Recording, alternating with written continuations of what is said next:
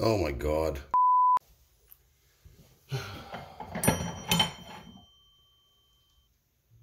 No, I've had some pretty terrible luck with this material so far. So I'm trying to be extra cautious. Yeah, see? Now we're half thou under. That's probably just right. I'm going to stop there. Just to test one of the bearings, which I'm thinking will be just probably not go on there. It's probably a little burred up still. I've been buying little sticks and stones like these whenever I can. They're actually come in really handy for that very fine little bit of flattening out that you got to do on the lathe. A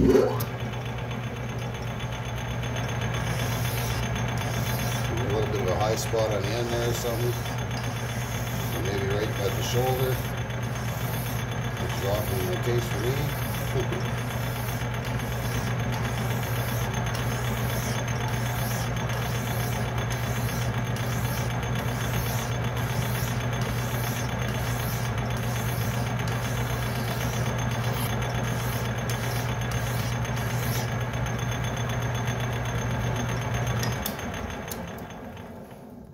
Please go on so I don't look like an idiot.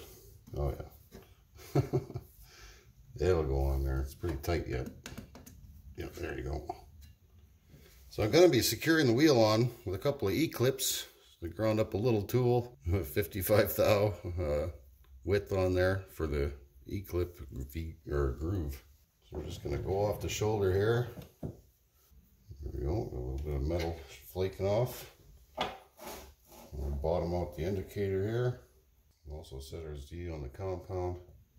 This will also take that radius out of there too. The width of the wheel from bearing surface to bearing surface is 963 thousandths. And do an extra 2 thousandths for good measure. And again, I got just the dial indicator down here. Yeah, I'm gonna put our tailstock support back in there.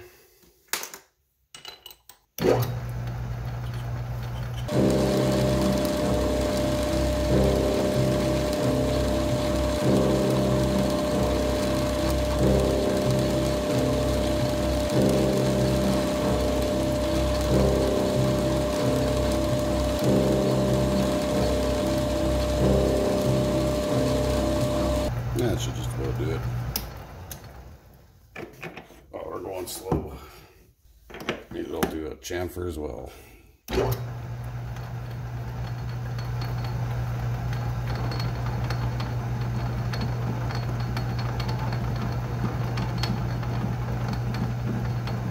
Yeah, this stuff is just so gross.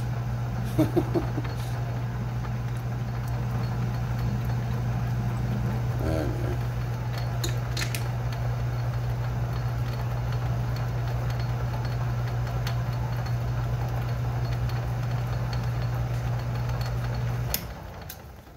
Well, I'm just going to drill and tap this for a 1024 thread. While I'm doing that, off camera, I'm going to tell you a story about the perfect shaft.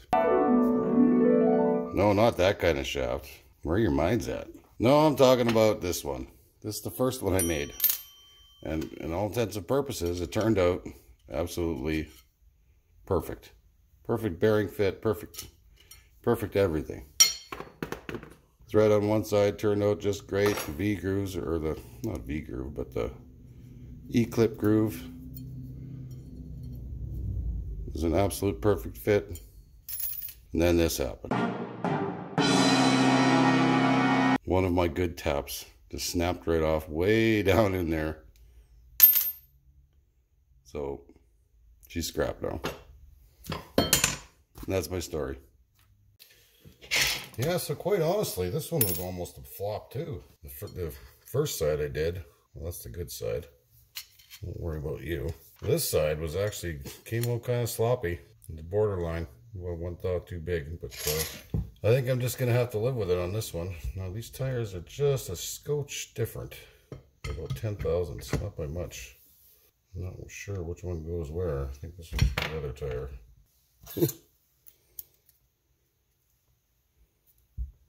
I don't use these things very often. I think my usual go-to is a channel locks. Oop. Oh, so close. Just about. There we go. It's got zero slop in there. That's the rubber, not the rim. Nice. Sorry about the camera angles, guys. It's a little bit cramped over here. There we go. There's one badass looking axle, folks. Alright, guys. I think this is where I decided that I'm going to put the wheels about 3 inches from the back. Hopefully it gives it a little bit of a counterbalance, because all the weight, most of the weight will be right here. So, plus I think it'll take up a little less floor space if those tires ain't sticking out quite so far. So I'm going to tack them on here, and then I'm going to pop the wheels off before I weld it so I don't melt out the bearings. Is it just me, or do these get harder to open over the years? Yeah, all the way open, back seating valve.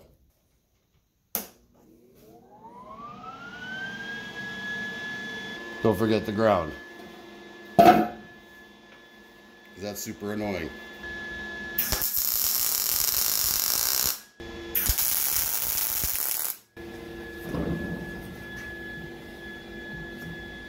Perfect. I should just take a big flat screwdriver to pop these E-clips off here.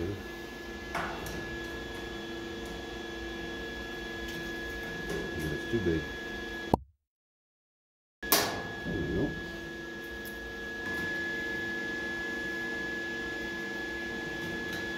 And there's two.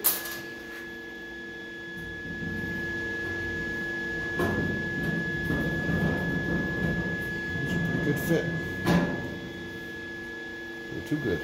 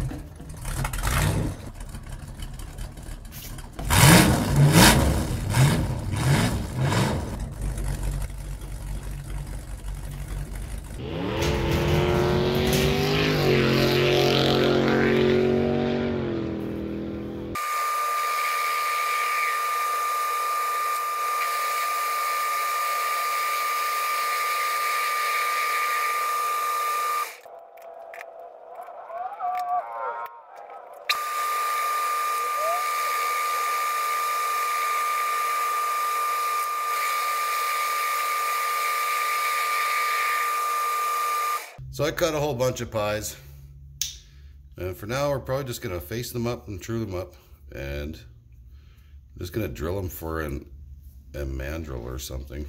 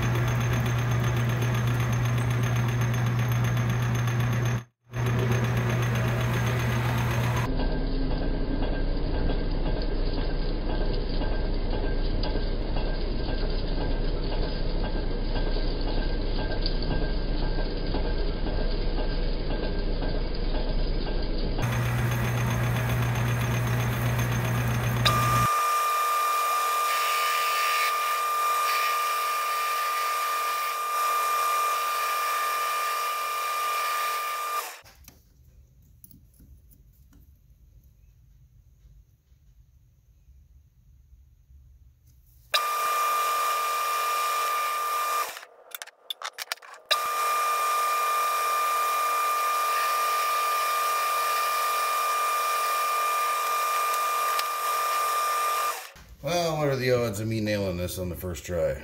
Pretty freaking slim, I think, but oh yeah, that'll be good. You see where the E-clip groove is on that. That should be just about right. That's one of the old shafts right there. That's what we'll use for mandrel, arbor. You know what I mean. All right, so that's the idea right there. We'll put a screw in that after too, minus the shmoo. I made 3 of these in case I bombed on the first one, which I did. I don't know why, but I had 3/4 inch stuck on my mind. But these 2 are the ones we're going to be using. I'm just going to stick what is that, a mandrel? Mandrel, I guess. I don't know. Stick that in a collet. Here's one of our little stainless 1024 socket head cap screws. Just tighten that on there. There you go. Now, of course, I still have no idea what I'm going to be doing with this. So bear with me here.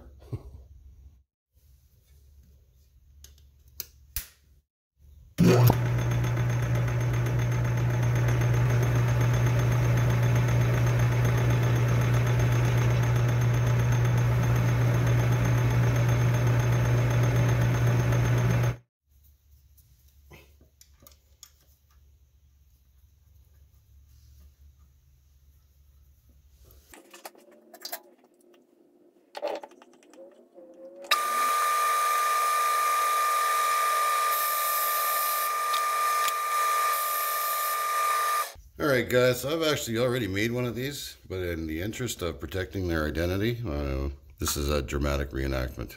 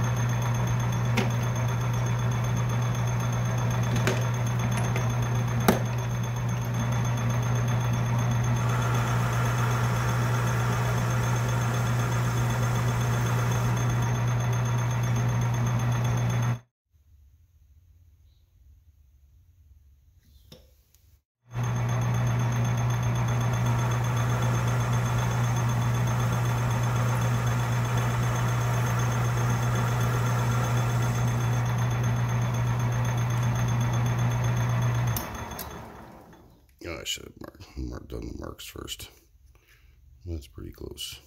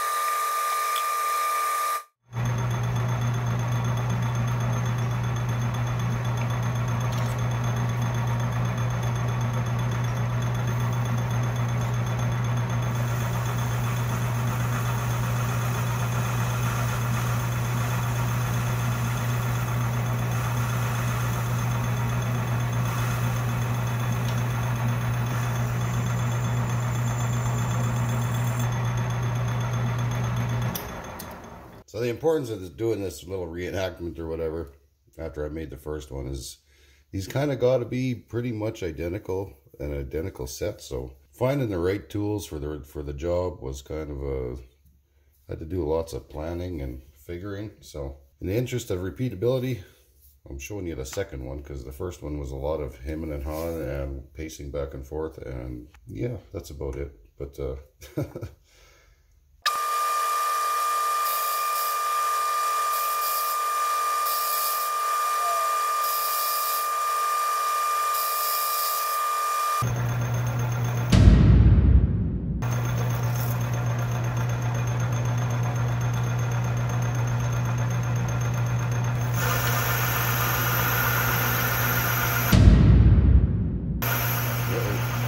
too far.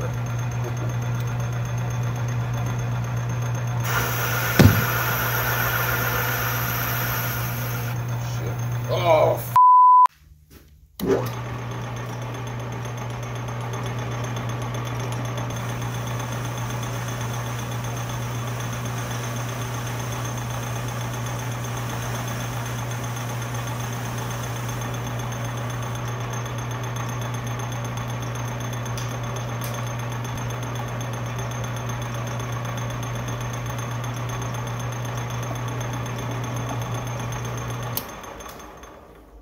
all right, well, that's what we're looking for right there. Make 4 parts, 2 successfully. Off to the mill. All right, here we go. I got her all dialed in and everything, so we're just gonna roll with this for now. Oh, if I turn that y-axis in the wrong direction, it's gonna be problems. Okay. Sure it's tight.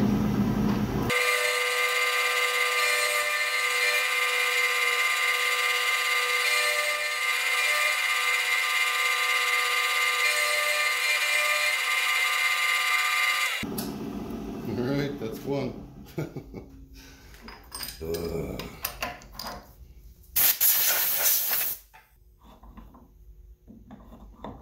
It doesn't really matter where we are in the X, just on that Y axis, and Z, obviously. And this is the first time I really used this hex block for anything significant.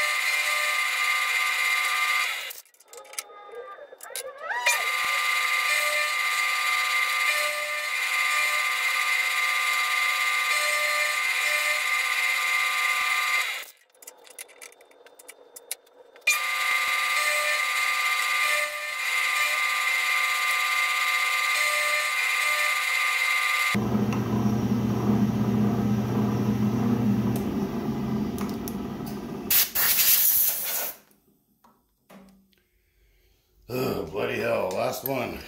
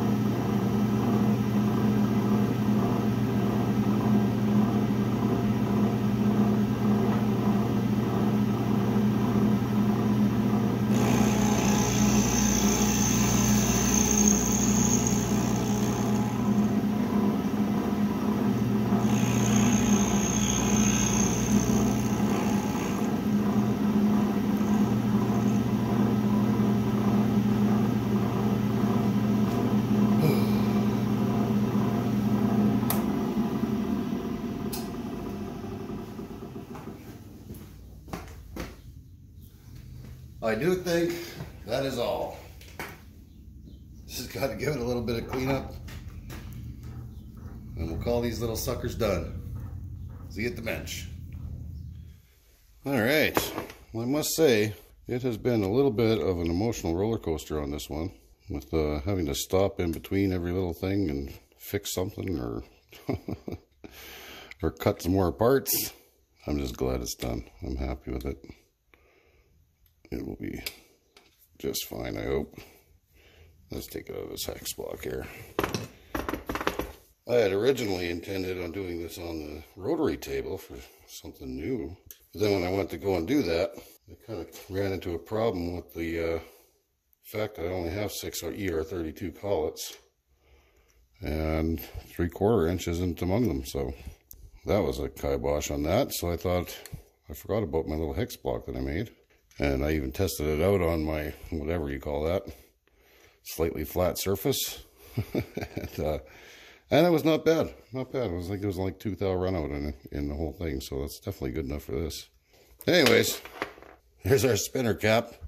Let's go slap these on those wheels and check them, see how they look. Alright, so here we are on my filthy floor. There's our center cap. It just pops on there. It's a pretty snug fit. The other side actually took a little bit of coaxing to get on there. They don't spin like a traditional spinner, but they're a nice little touch anyway. And just to make sure they don't come off, the socket head cap screw. Voila! And my floor is super crooked. It pretty much sums that up. There's our freaking hot rod wheels for our welding cart. Well, that's about all I got for this episode, guys. Hope you enjoyed all that shenanigans there. Big, huge shout out to the guys over at Mackey Services in Yorkton. Without them, I wouldn't have had the material to make this little job possible. So thanks very much, guys. Mackey Services does hydraulic repairs and stuff like that. So they had some aluminum that they asked if I wanted some. I said yes. Now I got some mags. So thanks, guys. So that's it for tonight, guys. Don't forget to hit that like and subscribe button because it really does help out the channel. And I'll see you next time. Thanks for watching. Peace out.